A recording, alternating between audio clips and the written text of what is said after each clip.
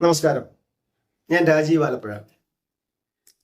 എൻ്റെ യാത്രക്കിടയിൽ ഇന്ന് ഞാൻ മാമ്പുഴക്കരയിൽ വെച്ച് എൻ്റെ ദീർഘനാൾ ഉള്ള സുഹൃത്തും എന്നാൽ സഹോദര തുല്യനുമായ ദേവശ്രീ പള്ളിക്കൽ മണികണ്ഠൻ സാറിനെ പരിചയപ്പെട്ടു. സർ, നമസ്തേ. നമസ്തേ സാറേ. ശ്രീമദ് ഭാഗവതം അതിൻ്റെ കാലിക പ്രസക്തി, ഇന്നത്തെ കാലിക പ്രസക്തി എന്താണ് ഒന്ന് വിശദീകരിക്കാമോ? രാജീവ് സാറ് നമസ്തേ. ശ്രീമദ് ഭാഗവത ഗ്രന്ഥവുമായിട്ടുള്ള ആധ്യാത്മിക പര്യടനത്തിനിടയ്ക്ക് രക്തബന്ധങ്ങളെക്കാൾ മൂല്യമുള്ള ഒട്ടേറെ സൗഹൃദങ്ങളെ എൻ്റെ ഹൃദയത്തിലേക്ക് സ്വീകരിക്കാൻ സാധിച്ചിട്ടുണ്ട് എന്ന ചാരിതാർത്ഥ്യം ഈ ഉള്ളവനുണ്ട്. അതിൽ അഗ്രിമസ്ഥാനത്ത് നിൽക്കുന്ന സൗഹൃദങ്ങളിൽ ഒന്നാണ് അങ്ങയുമായിട്ടുള്ള സൗഹൃദം. അതുകൊണ്ടാണല്ലോ ഈ കുട്ടനാട് വളരെ മനോഹരമായ മാമ്പുഴക്കരിയിലേക്ക് യാത്രക്കിടയിലാണെങ്കിലും സമയം കണ്ടെത്തി അങ്ങ് എത്തിച്ചേർന്നത്. അതിന് ഞാൻ നന്ദി പറയുന്നത് ശ്രീമദ് ഭാഗവതം എന്ന വിശിഷ്ടമായ ഗ്രന്ഥത്തിനോടാണ്. പുരാണ പ്രസിദ്ധമായി പറയുകയാണെങ്കിൽ ഇത് കലിയുഗമാണ്.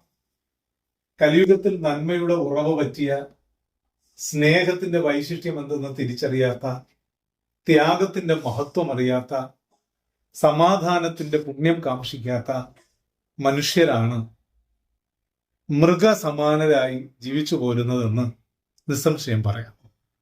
എവിടെയും കൊള്ളയും കൊള്ളിവയ്പും അക്രമങ്ങളും അനീതിയും വഞ്ചനയും ഒക്കെ നടന്നുകൊണ്ടിരിക്കുന്ന ഒരു കാലഘട്ടത്തിലൂടെയാണ് കടന്നു പോണത് നമ്മൾ. തന്നെയുമല്ല, മുമ്പെങ്ങും ഇല്ലാത്ത വിധത്തിൽ ഇന്ന് സോഷ്യൽ മീഡിയകളിലൂടെ പോലും വർഗീയത നമ്മുടെ നോവൽ കൊറോണ വൈറസ് പോലെ, കോവിഡ് പോലെ വ്യാപിച്ചുകൊണ്ടിരിക്കുന്ന ഒരു കാലഘട്ടം. യഥാർത്ഥ സത്യം എന്ത് എന്ന് പലരും അറിയാൻ ശ്രമിക്കുന്നില്ല എന്നുള്ളതാണ് യാഥാർത്ഥ്യം. ഭാഗവതത്തെ കുറിച്ച് പറയുകയാണെങ്കിൽ ഭഗവാനും ഭാഗവതവും ഒന്നാണ്. ഭാഗവതത്തിലെ ശബ്ദാർത്ഥം പരിശോധിക്കുമ്പോൾ ഭ എന്നാൽ ഭക്തിയെ ആണ് സൂചിപ്പിക്കുക. ഗ എന്നാൽ ഗർവനാശത്തെ, അഹങ്കാര വിനാശനത്തെ സൂചിപ്പിക്കും. വ എന്ന പദം അറിവിനെയാണ് പ്രകടമാക്കുന്നത്. ത എന്ന പദം തത്വാധിഷ്ഠിതമായ ജീവിത മൂല്യങ്ങളുടെ ആവിഷ്കാരമാണ്. ഭാഗവതവും ഭഗവാനും ഒന്ന് തന്നെയാണ്. എന്താണ് ഈ ഭക്തി എന്ന് ചോദിച്ചാൽ നമുക്ക് ഈശ്വരനോടുള്ള നന്മയോടുള്ള അനുഭാവമാണ്, അടുപ്പമാണ് ഭക്തി. അപ്പോൾ ഇതിനെ വിശകലനം ചെയ്യുന്ന 335 അധ്യായങ്ങളുള്ള, 12 സ്കന്ധങ്ങളുള്ള, 10 ലക്ഷണങ്ങളുള്ള, 18,000 ശ്ലോകങ്ങളുള്ള ഉദാത്തമായ ഗ്രന്ഥമാണ് ഭാഗവതം. ഈ ഭാഗവതം സാക്ഷാൽ ഭഗവാൻ തന്നെയാണ് പറഞ്ഞത് എന്ന് പറയുമ്പോഴാണ് അതിന് മഹത്വം കൂടുന്നത്. ഈ ഭാഗവതം ഉൾപ്പെടെയുള്ള പുരാണ ഗ്രന്ഥങ്ങളൊക്കെ രചിച്ചിട്ടുള്ളവരാരും അവരുടെ മഹത്വത്തെ എടുത്തു പറഞ്ഞിട്ടില്ല. ഈശ്വരനിലൂടെ പകർന്നു കിട്ടി എന്ന് പറഞ്ഞതുകൊണ്ട് ഭാഗവതം ആദ്യമായി പകർന്നത് വിഷ്ണു ഭഗവാനാണ്. 4 മുഖങ്ങളിലൂടെ 4 വേദങ്ങൾ പകർന്ന ബ്രഹ്മദേവൻ ഇതിനെ സ്വീകരിച്ചു. ബ്രഹ്മദേവനിൽ നിന്ന് സംഗീതത്തിന്റെ മഹത്വം ഉൾക്കൊണ്ട് ദേശദേശാന്തരങ്ങളിലേക്ക് വ്യാപരിപ്പിച്ച ശ്രീ നാരദൻ ഇതിനെ സ്വീകരിച്ച് അറിവിനെ വളരെ ലളിതമായി ആവിഷ്കരിച്ചു കൊടുത്ത വ്യാസപരമ്പരയിലെ അവസാനത്തെ കണ്ണി പരാശരൻ എന്ന മാമുനി ശ്രേഷ്ഠന് സത്യവതി എന്ന മുക്കുവ സ്ത്രീയിൽ നിന്ന് ജനിച്ച കൃഷ്ണദ്വൈപായനൻ എന്ന വേദവ്യാസന് പകർന്നു കിട്ടി.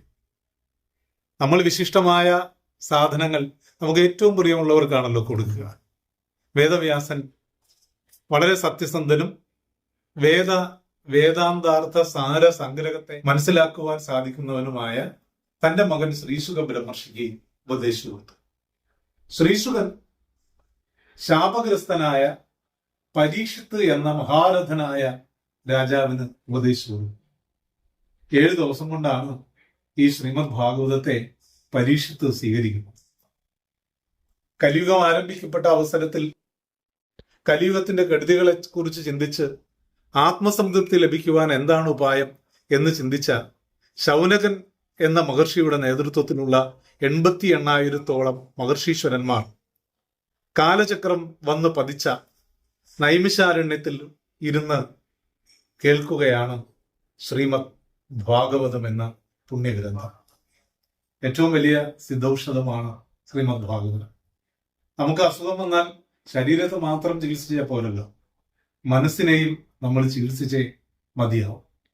അതുകൊണ്ട് മാനസിക ഔന്നത്യത്തിന്റെ സാക്ഷ്യപത്രമായി കണക്കാക്കപ്പെടുന്ന ഏറ്റവും വിശിഷ്ടമായ ഗ്രന്ഥമാണ് ശ്രീമദ് ഭാഗവതം. അങ്ങയുടെ സംശയത്തിന് ലഘുവായ മറുപടി ഞാൻ തന്നു എന്നാണ് എൻ്റെ വിശ്വാസം. വളരെ നന്ദി സാർ, നന്ദി.